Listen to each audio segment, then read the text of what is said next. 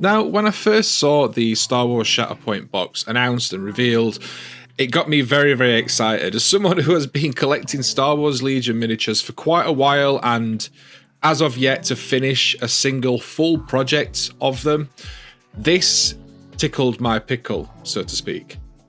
Now, I've mentioned before in previous videos on the channel that I'm a massive fan of smaller skirmish style games because the model counts are generally a lot lower than they are for big full army projects, which means that you can get a project done in a much smaller amount of time. That combined with the slightly larger scale of the models within Star Wars Shatterpoint, and they make perfect painting projects. I'd also just like to take a minute to appreciate the sprue layout for these miniatures. All the parts for each miniature are next to each other, they're numbered and lettered so that you don't have to search the sprue endlessly every time you need a new part. And this simple little thing made the entire building process a lot of fun. I'm a big fan of the larger scale when you compare them to the Legion miniatures, just because there is a lot more detail that's actually present on the sculpt. Unfortunately, because of the smaller scale, some of the Legion miniatures have implied detail, but it's not actually there on the model itself, and you have to paint that in, whereas all the details are here on the Star Wars Shatterpoint models, and I can't wait to get started painting them. I'm going to be sticking pretty close to the box and card art for these, so Lord Maul and the Commander Droid are going to be primed in a black primer, and then the B1 Battle Droids are going to be primed in white burn, to stick to my tried and tested B1 Battle Droid painting tutorial. For anyone interested in the scale of these, they are the same as the Marvel Crisis Protocol miniatures. I did actually put out a YouTube short comparing some of the Star Wars Shatterpoint models to a bunch of different models from different systems, including 40k and Star Wars Legion and Marvel Crisis Protocol. I'll put a link to that in the corner if you want to see them all side by side. But this slightly larger scale meant that the miniatures themselves were a hell of a lot of fun to paint. None of the detail was too tiny to see or too tiny to be sure what it was. It meant that there was enough detail on there to make the model look interesting, but without putting too much detail on there so that you've got like 1,000 different tiny gribbly things to paint for no reason other than to fill space. These models are very, very nice. It also meant that I could do something that I don't normally do when I'm painting miniatures, and that is start off with a character. Normally I start off with troops or squads or something to get my teeth into whatever the colour scheme is, but because all of the miniatures in these sets, for the most part, bar the clones and the droids, are individual models, then it meant that every model could be treated as an individual character, and that's pretty cool.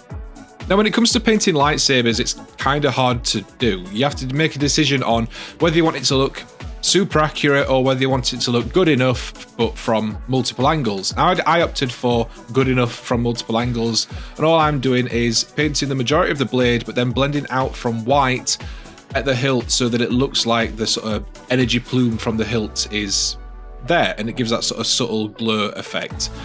For the alternative method of painting lightsabers that look accurate but only from one or two angles, I'll put a link to Elston's video in the top corner here where he painted some up in his Star Wars Legion video. Now, even though these bases are sculpted and do look cool, I'm not really a fan of painting dirt and stone to look like dirt and stone when I can just use dirt and stone, or in this case sand, so more on that later. For the B1 Battle Droids, I am following my tried and tested B1 Battle Droid painting scheme. Again, I'll put a link for the short in the top right hand corner, but it just consists of using a Wraithbone, Whiteburn spray, using a Sepia wash, and then contrast paint for the weapons, and then adding in a little bit of detail. It is really, really simple, and it gets them painted up super quick, especially when you've got 70 odd of them, like I had for Star Wars Legion, which you'll see at some point in a future video, I promise. Now, I can sit here and tell you that I had fun painting these miniatures because they were super detailed, or because they were a larger scale, or because they're all separate characters, or because the paints that I was using were particularly nice, or because it was just a nice, relaxing few days after a few busy weekends. But there's only one real way for me to prove how much fun I had painting these models, and that's to look at this video. Normally when I do videos, I move the camera around a lot, I try and make it look as sort of nice as possible. But all of the painting footage that I've got in this video is from one angle, and that is because I was enjoying myself far too much painting these miniatures to mess about moving the camera.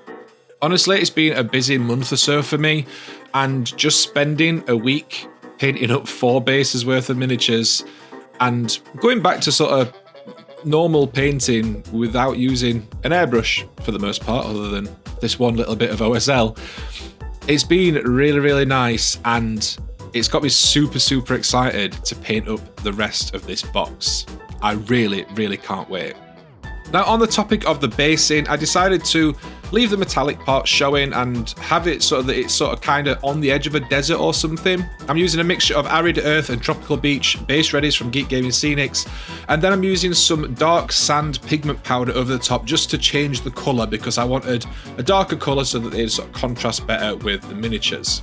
Once that's on and done and sort of set, I gave the base rims a blast with a black and let that overshadow onto the bases, and the models were done.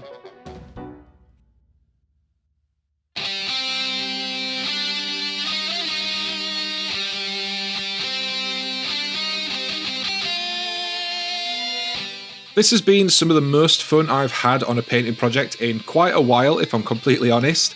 I just want to say a massive thank you to Asmodee for sending out the box early. I'm really looking forward to getting another couple of squads built and painted up and based up so that I can start trying the game as well. If you've enjoyed the video, leave a like and a comment down below. Let me know what you think of the miniatures I've painted today and what you'd like to see next for Star Wars Shatterpoint. Which era would you like to see miniatures from, and what characters would you like to see? My name is Josh, this is the Pickle Jar. Massive thank you to all our Patreons, and until next time guys, don't forget, enjoy your hobby.